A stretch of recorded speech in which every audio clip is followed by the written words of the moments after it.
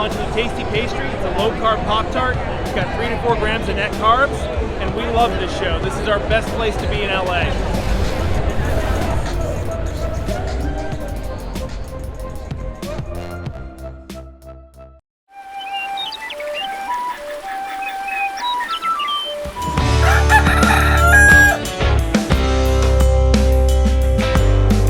Welcome back to Legendary Foods Muscle in the Morning. I'm Dave Palumbo, and today is Tuesday, August 2nd, 2022. And let's find out what's going on in the world of bodybuilding and fitness. If you're someone who's been counting down the days until the Texas Pro, this one looks like it's going to be well worth the wait, because we've got word now that Steve Kuclo is planning to bring his talents back to the stage again this year. There had been some speculation that Steve was tossing around the idea of competing in Texas for the past few weeks, which makes all the sense in the world because he's a native Texan and he placed second there last year behind Ian Valliere. So there's probably part of him that would love to come back and avenge that loss. One of the other things to keep in mind here is that Steve also hasn't qualified for the Olympia since 2019, which means that there is a little bit of extra incentive to go out and make sure that he seals the deal here. So if he can make a few minor adjustments to the look he brought to the Arnold and the Boston Pro earlier this year, that might be all it takes to get him back in the winner's circle. We also have another Texas Pro update for you today, courtesy of Keone Pearson, who looks like he's firing on all cylinders heading into his first prep of the year.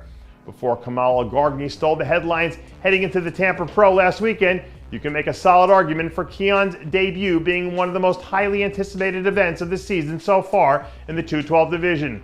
Even though we've seen him on a 212 stage before, the fact that he made the move to Classic only to switch it up and come back again makes this feel like more of an event, especially given some of the uncertainty that we have going on right now.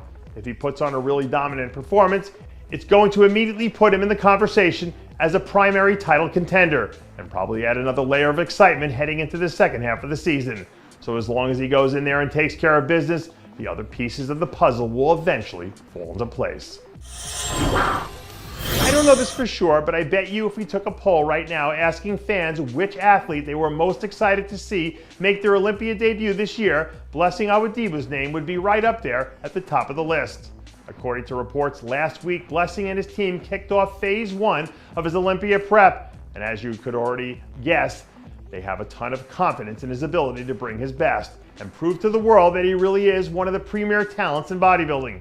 Heading into the season, I'm sure that he probably had his fair share of detractors who thought that there was no chance of him ever getting to this point by pulling off back-to-back wins in Indy and New York and showing beyond a shadow of a doubt that he has what it takes to compete at the highest level.